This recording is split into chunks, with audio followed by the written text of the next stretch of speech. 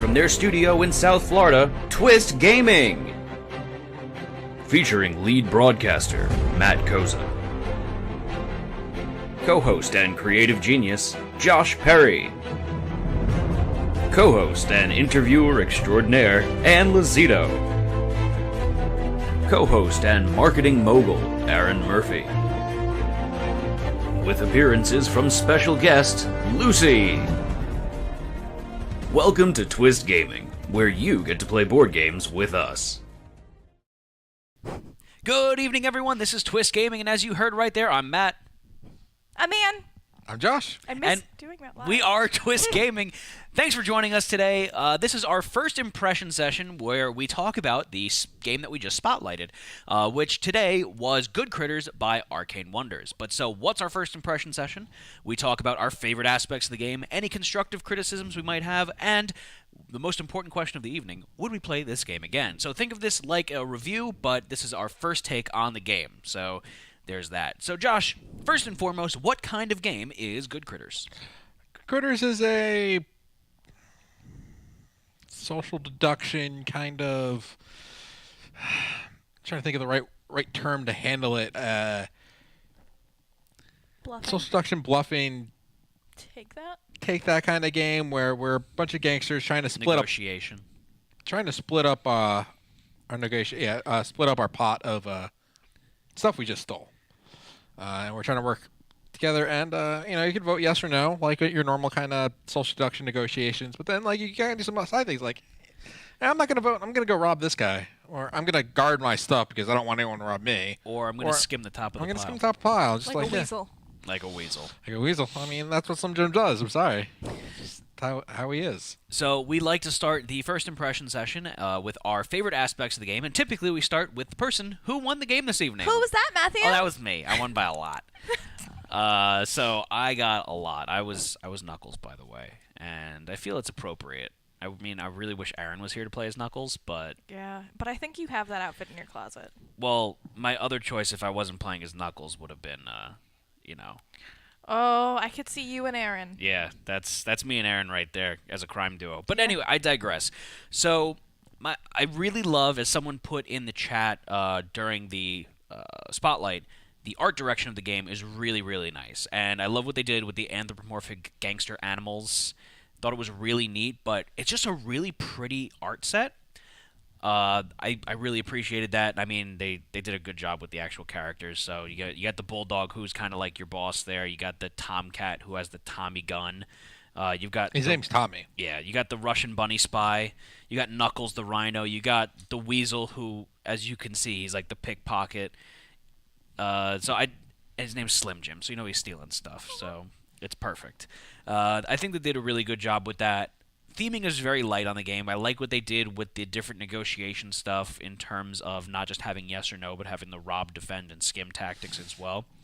And the boss passing mechanism I thought was nice. A lot of these games handle it where you're including the boss as like an item within what you're divvying up. I know that's done a lot of times in these games, and just having the boss be, everyone keeps saying yes, you keep staying as the boss because everyone thinks you're doing a good job. I thought that was a neat way of handling it. I also like the fact that it's kind of an abrupt end because it's different. And a lot of these games have it where the fuzz comes out, okay, you finish this last round, then you finish everything up. By having this abrupt end, it kind of puts a hamper on any last-minute strategies you're having, so you kind of don't want to be playing catch-up in this game. And the fact that the fuzz is randomly shuffled in, it's not randomly, you're supposed to put it halfway, but at the same time, it kind of allows you to set a countdown timer for the game. So if you're feeling a short game, you could put it a quarter of the way down. If you want to play for a while, put it 3/4 of the way down. Typical game is halfway. So I thought that was a neat, sliding game timer mechanism, if you will. Anne, how about you? What are some aspects of the game that you really enjoyed? You mentioned about the fuzz coming out and having it impact your end-of-game strategy, and I just want to continue on that and say that I think that they chose the right theme for this rebranding of the original German game, with doing, the gangsters. And when the fuzz comes out randomly, I think it's very thematic, because, you got busted. Yeah. Right? I could feel like you're in a warehouse divvying stuff up, and then the fuzz comes, so And then you take your stuff and everything, bolt. right? Yeah. Everything's done at that point. I do like the negotiation. I take that style games and social deduction and bluffing. This is not really my bag. But I enjoyed this. It wasn't too aggressive on a 4-player game. I'd be super curious to see how an 8-player game went. And I think maybe that since we didn't play with the optional rules of the with the dollars, Right, the and bribery. we did play a little bribery, but like you had additional bribery cash. So one thing I do want to note is that the bribery that we did in the game was a promissory notice, if you will. Yes. And you did not have to honor it, Right. as Tony so lovingly did to me. Yeah. However, I'm not gonna with do that. this version, you get these yes or no tokens, and you're bribing people, and you're saying, I'm going to give you $4,000 cash if you put this no token in. This is what you have to put in. You only get it if you put that no token in. Right. So this is a hard way of doing it. And you can supplement the briberies with the other ones, but you can be a weasel and go back on your word there. I think that variant would probably make me not enjoy the experience as much. I feel like that could get really more aggressive for me than I personally enjoy. So I was kind of happy we played here at this level, and this was all right for me. And it was fun. There was some points where you get it was fun. It was fun. It was cute. I loved the artwork. I loved the theming. I thought it was perfect. I loved like how even with the stolen items, everything became anthropomorphic. Like they really paid attention to detail there. The Mona Lisa cow and the where's bust the, or the I forget the name of the statue, but it's a cat, I believe. It's hard to see from this angle. And then the jewelry was Oh, like I didn't even notice that it was that's like a the- dog collar and stuff like that. Look That's at cute. The necklace has like the dog bone one. Yeah. So I mean, I noticed it's not overtly like all animals, right? Right. It's very anthropomorphic, and I thought that was really cute. That little attention to you see the llama. Oh, yeah, look at that. It's a llama. So Oh, llama. oh, llama. I thought that was cool. All right, Josh, how about you? I think you guys said a lot of the points of it.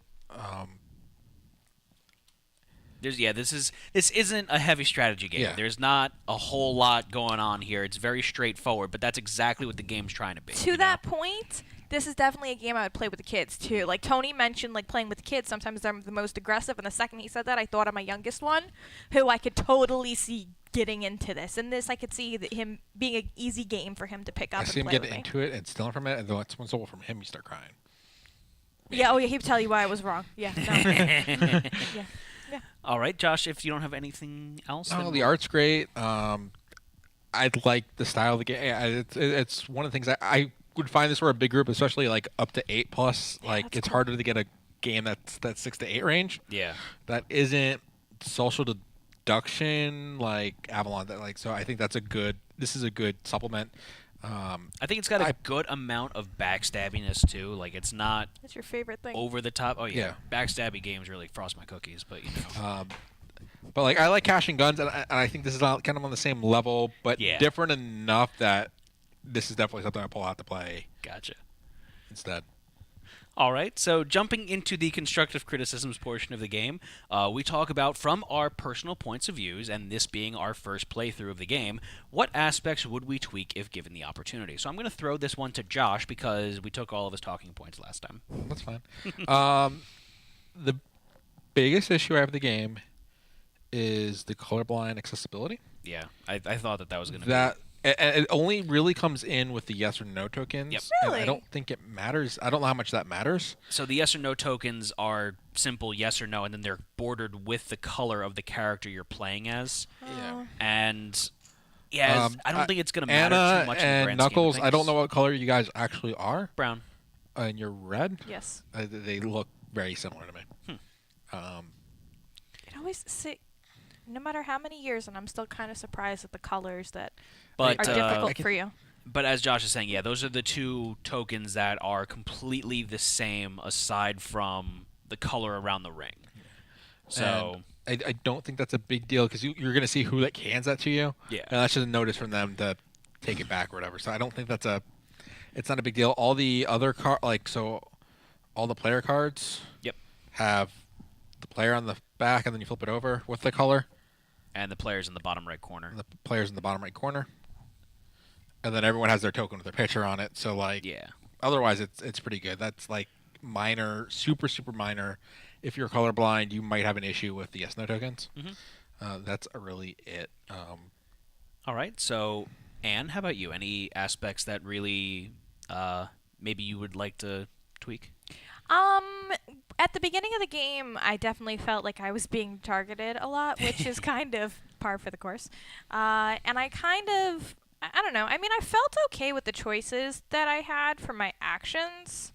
Having the 5 simple actions of, what do we got here? We got Yes, no, rob, guard, and skim. No, I was okay. It was men's and men's. Oh, it was all right. I would like to see more variety. There's a lot of cards in this game. That's what I was gonna. There's a huge stack, and your cash, your object choices are paintings, cash, gems, jewelry, and sculptures. But there's so many cards, and I feel like I would have enjoyed a lot more variety of stuff, unless there was a set collection aspect to the game. I was even thinking more along the lines of even having just different art styles for the different values in the different categories. Yeah, so sculptures for 2,000, 3,000, 4,000, and 5,000 all have the same art. As like a crummier sculpture at a lower cost. Exactly, and then you get to the $5,000 one, and it's the Venus de Milo or something like that. And then for the cash, progressively larger stacks of money. The gems, progressively larger gems, or like more gems or diamonds or something like that. Or a lot of quantity. Paintings, something you have like a doodle for the $1,000. Like I thought that might have been a cute little thing to do to add in a little bit more art. Obviously, the more art you add, the more expensive the game gets, and they wanted to keep the cost low on this. And there is a metric ton of cards in this game that it would be nice to see more variety there. Would be strategically interesting to stop you from picking the same action each turn. Be interesting. One of the things in here, the categories sound from the rulebook sounds like there might be a future expansion. That makes sense. That works off the categories. That makes sense. So a set collection bonus or something like that. So that does make sense that there's a limited number of categories, if you will. $2 artwork. Is a museum worker's child's drawing that was taken on accident. I think it's funny. That's cute. I think that was my main gripe. Is I would have liked to have seen more variety in the artwork, because it's such pretty artwork too. You know what I mean? Like, I think that would be really cool. They did a great job building a fun world to kind of play in, and I would like to see more variety. Because variety is the spice of life. I thought that was cayenne pepper. No, that's just the spice of cooking. All right. So, anything else from either of you two? That's it for me. Anne? Oh, I also kind of want. And it's not going to happen because it's cost prohibitive. But I would kind of. I mean, I've got one. An actual ring. I got one, but yeah. All right, so jumping into the final question of the evening, and that is, would you play this game again? Starting from the end of the table there, Josh? Yeah, definitely play this again. I'm very interested to see this in a bigger group count.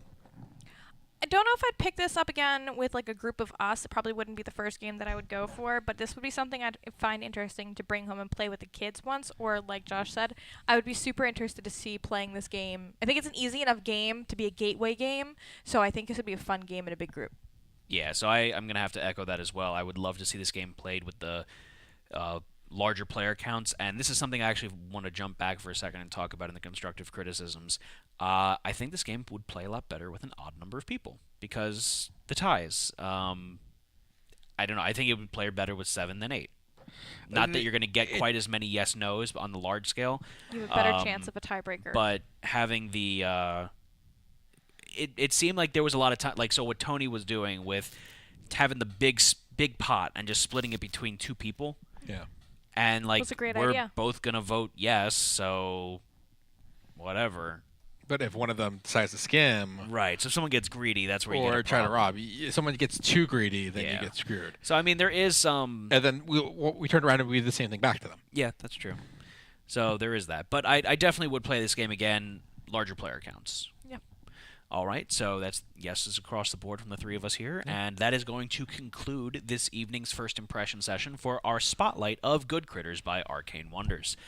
Make sure that you follow us on all of our platforms at Twist Gaming. That's Facebook, Twitch, Twitter, YouTube, Instagram. Come chat with us in our Discord channel. If you're watching this video on YouTube, make sure to bing, bang, boom, bang, hit that subscribe button and that bell.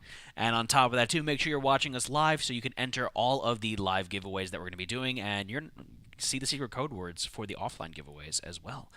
But signing off for now, I'm Matt. I'm Ann. I'm Josh. And we're Twist Gaming. Good night, everyone. Good night.